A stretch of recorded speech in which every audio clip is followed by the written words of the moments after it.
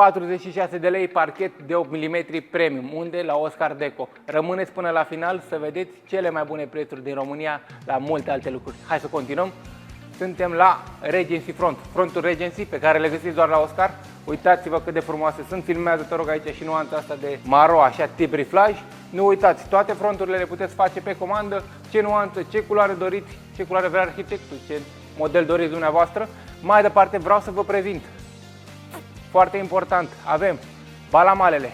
Avem toate balamalele posibile și imposibile. De la Bloom, de la HDD, de la toate brandurile. Ce vreau să vă zic? Noul brand pe care îl găsiți doar la Oscar. Brandul HDD este un brand premium și pe care îl găsiți la Oscar la un preț senzațional. Sunt balamale premium în care s-au investit foarte mult, raport calitate-preț excelent. Trebuie să veniți la Oscar, să le încercați și să le vedeți. Credeți-mă, va merita.